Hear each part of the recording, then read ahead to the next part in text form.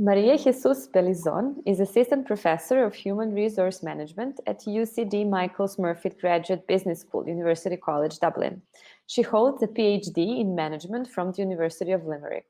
Her core research and teaching focuses are HR analytics, international HRM, and industrial relations in multinational companies. Her work has been published in the Human Resource Management Journal, the European Journal of Industrial Relations, the Cross-Cultural Management, Personnel Review, and the Journal of Industrial Relations. Welcome, Maria. Thank you, Giovanna. Thank you for having me. Happy to have you here. I'm just trying to get my slides. I probably was a bit distracted there. Do we have them now? Give me just a second. Can you see them? Yes, they're there. We're just Perfect. adding it to the stream. Perfect. So, Giovanna, thank you for having me. I'm really excited to be talking at the HR Week. When Maja told me the audience for the conference, the participants from the kind of old Yugoslavia region, it was really exciting. It brought me back to my days of history classes, history of Europe. So delighted to be talking to the participants today. So I suppose I'm going to start by the topic. Obviously, is an overview of HR analytics, and I'm very aware that the audience is mainly HR professionals, and from that point of view, I will make it quite accessible for them. But I wanted to start by saying that we are part, the same way there is a group in Belgrade, we are part of an umbrella organization, which is the HR analytics think tank that promotes a global network of HR analytics meetups. So if anyone in other countries like Croatia or Slovenia or any of the other countries would like to start, and I'm sure some of them have already started, just get in touch with Nigel from the HR Analytics think tank, and he'll be able to actually provide supports around organizing these meetups where we share practices and knowledge about HR Analytics.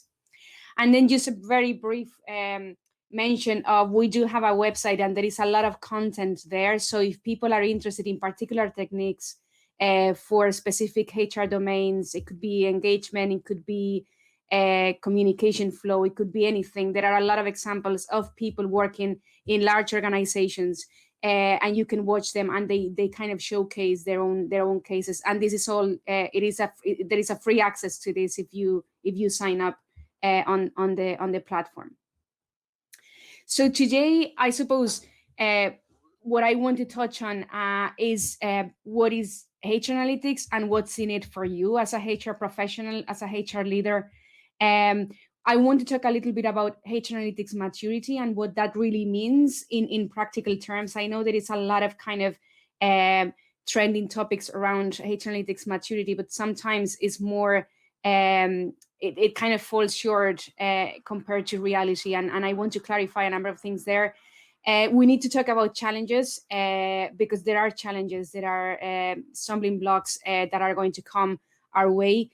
And then just, I suppose, the way that we can tackle those challenges, some of the current research that we're seeing coming down the road. And then obviously the kind of the ethical boundaries in HR analytics that are also needed. So hopefully I'll give you an overview that will cover all of that. So when we talk about HR analytics, we're really kind of referring to the use of HR data and business data, if it's needed, to solve a particular and a specific HR problem. So we need HR analytics to solve our priorities, our issues. So as a HR professional, what I would ask myself is, what are the 3 top priorities in my list and how I'm thinking of solving them?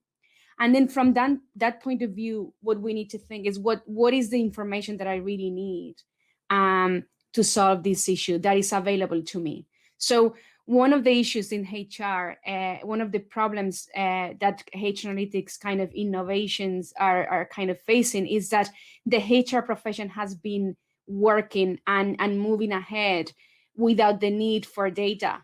And that's a reality. That's something that a lot of HR professionals might say, I've been doing my job for 20 years, for 15 years. I didn't need all of this. Why should I need it now? And it's a valid argument. On the other hand, technology allows us to have an amount of information that we couldn't have before. And that means that we need to move on with that technology. We need to move on with the times and make use of that information, because otherwise it's like if we're, without realizing it, we're leaving part of the picture outside our own vision, our own sight.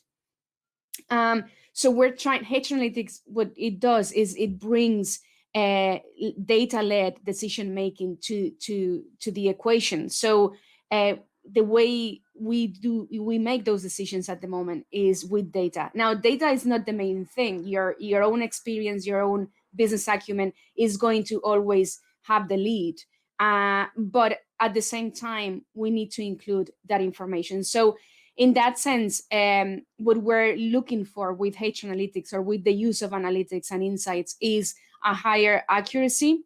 We're looking for faster and more agile processes. So once we have regular data coming into our desk, then things will go faster and they will be more agile.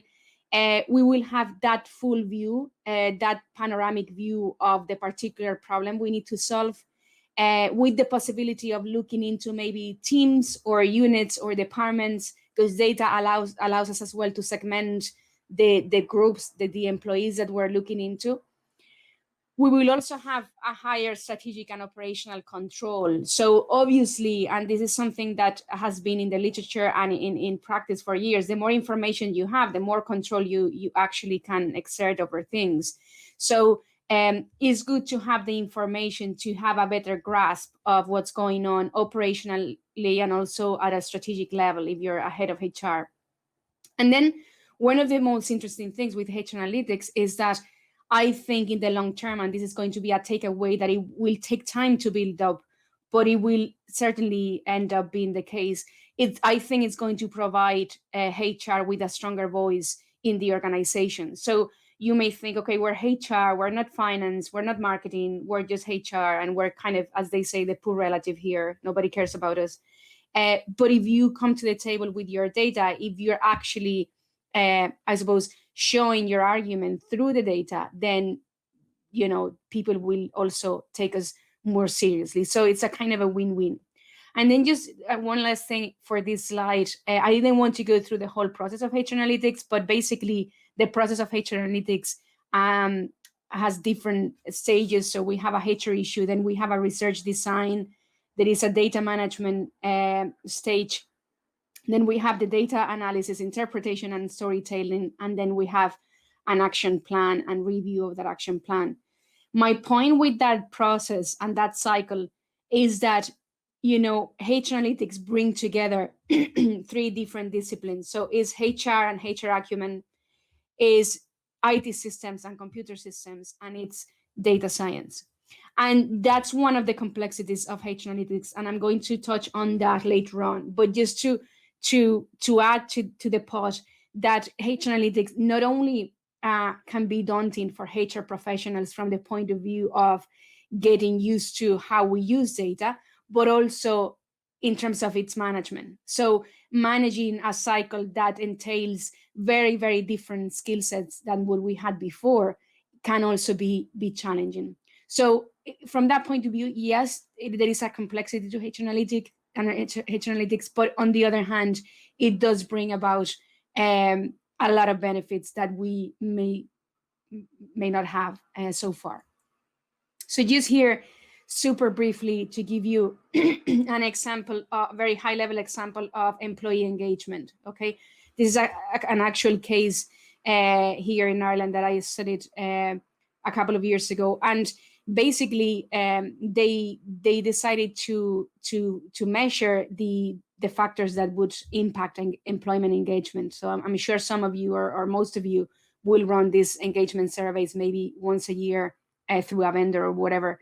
So they decided to figure out what of those factors was actually explaining that level of engagement. So they included pay levels, career plans, training, job autonomy, manager effectiveness.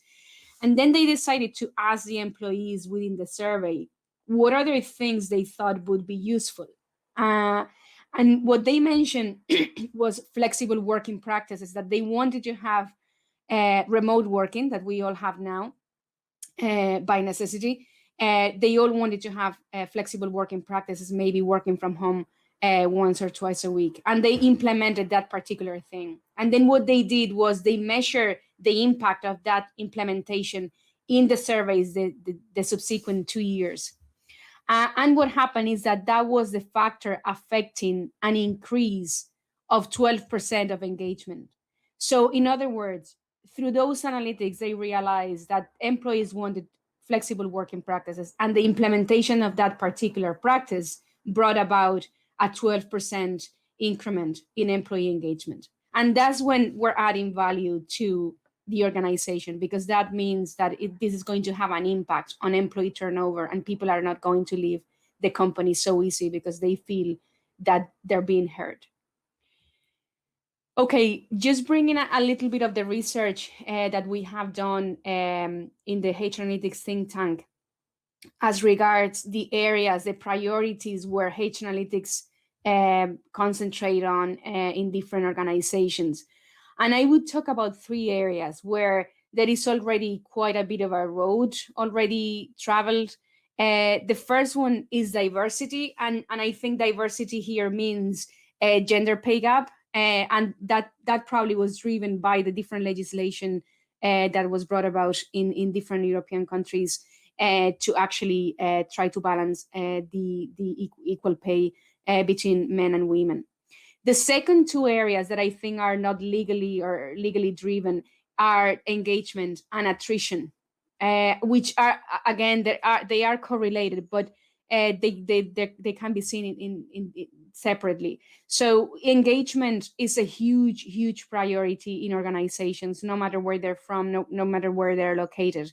This is a sample. We're working with a sample here of over 200 companies, mainly operating in the States and in the UK.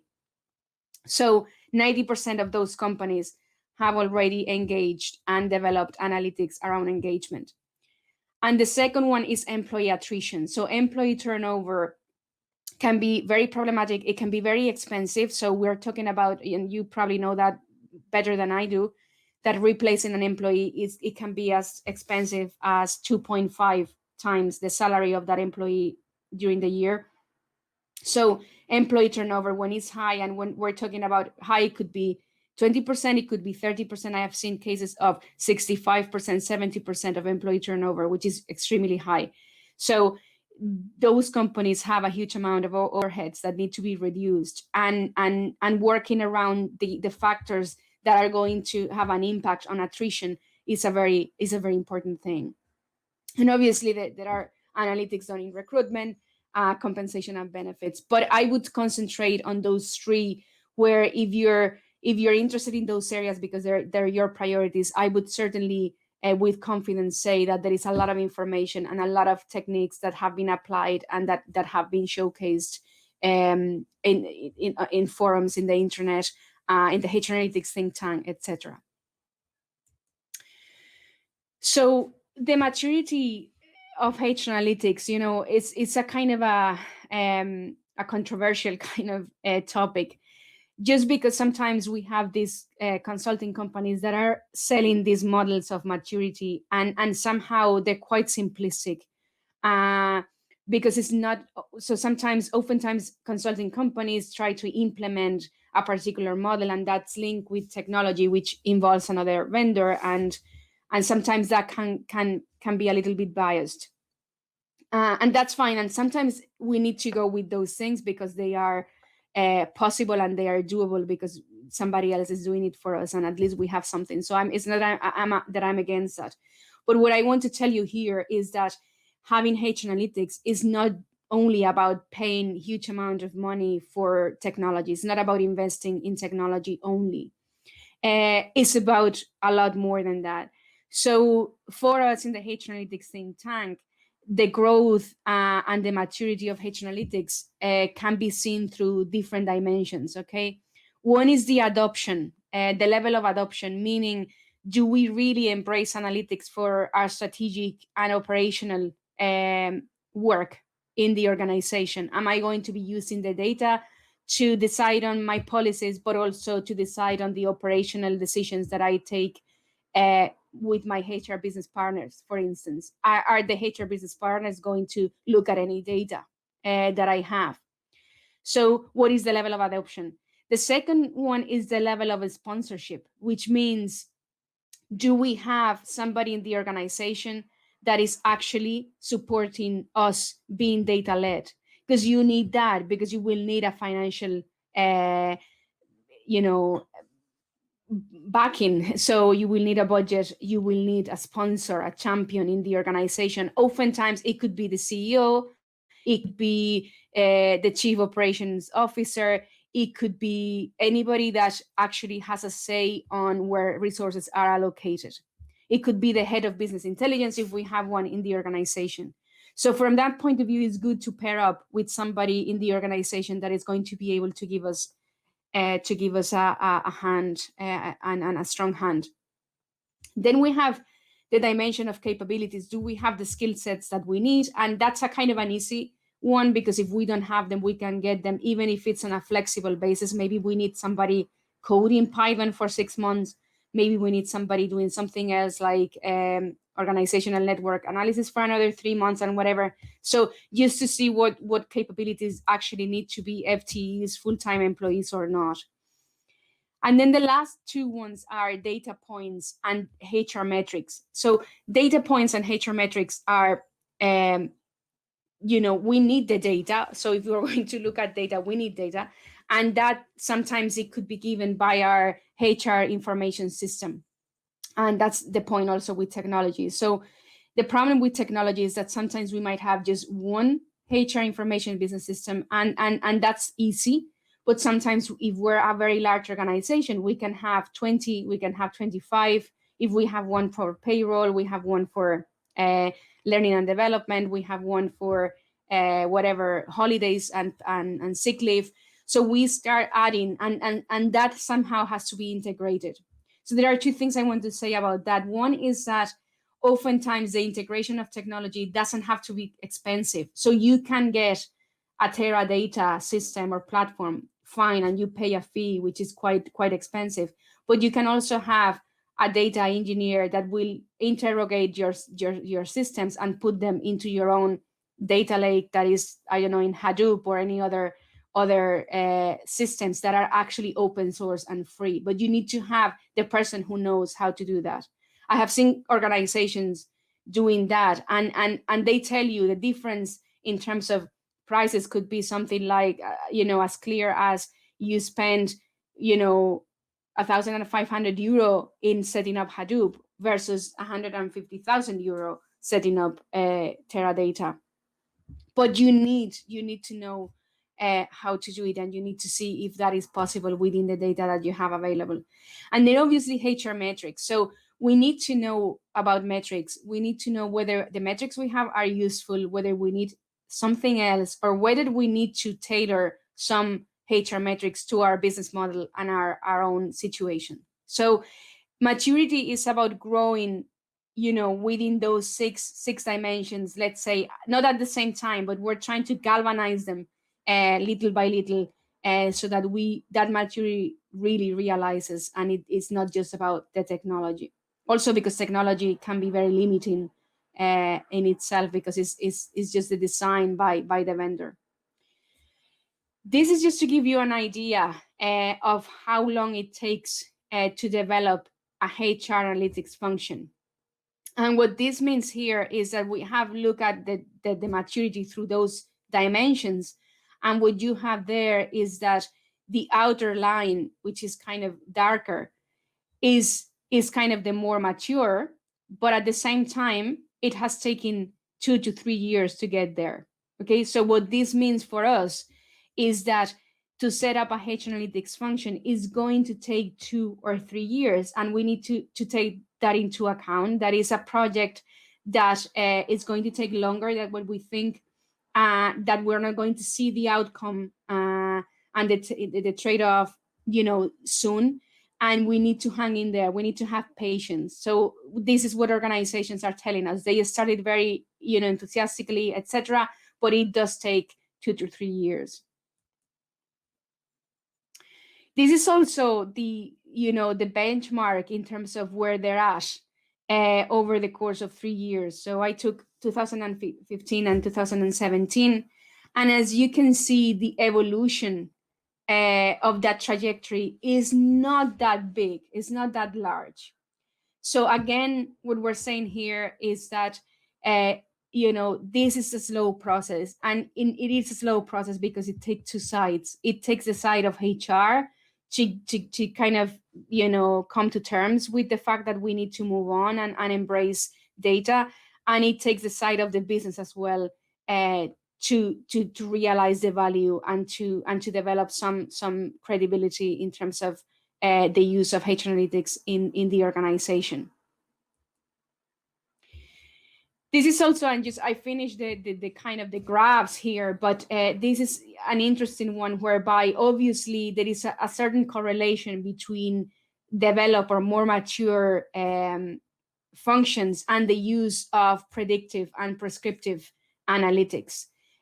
So predictive and prescriptive are, predictive is whether we can predict, more or less what segments of employees are going to leave, following that example of employee turnover. What type of employee is going to leave in the next 2 months or the next 2 years? And we have a particular profile already identified. For instance, it could be somebody with a particular background in their undergrad degree, or it could be somebody of a particular age group or whatever. Now, it doesn't mean that we are pointing out employees, and we'll talk about that at the end a little bit. But it means that we can say, okay, these profiles are going to most likely leave the organization. And prescriptive is more when we have what they call scenario modeling or scenario planning. So as a CEO or as a head of HR, you're maybe thinking, okay, we are changing our business model, and this is the workforce that we have. This is our profile of workforce.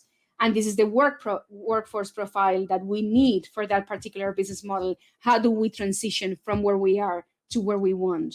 And that means that there is going to be a restructuration, there is going to be new recruitment, but also some reduction. And that's what prescriptive analytics will do for you, that kind of step-by-step process to scenario planning. So again, it takes some maturity to get to that level, but it is possible. Okay, so just maybe we finish with that. How we can create value add or added value with HR analytics? What I would say is start small. Okay, so small projects matter, and showcase. So if you do a particular project with employee engagement or with employee attrition, showcase what you have done and the impact that will have, not just with a report, but also with the implementation of your decision making. So make decisions accordingly, and then show off how you have measured that impact and convince with the data, with that measurements of impact. Nurture your 6 dimensions. So as I said, don't focus only on technology. Try to nurture all of those 6 aspects of it. Then try to focus on smart data. So I'm very fond of using the data that you really need to drive your priorities and your strategy. Like, you could have anything you want if you had the money, but because your budget is limited, I think it's better to focus on 1 or 2 things that you really are concerned about, and start with that smart data that will differentiate you from your competitors. Finally, build your sponsorship and get the business on board. And finally, what I would say is just also be mindful of the ethical boundaries of HR data. So as we know, HR data is very sensitive data. We have to also comply with GDPR legislation. So also try to create I suppose a conscience within HR and within the organization to use the data purposely and with those ethical boundaries, within those ethical boundaries.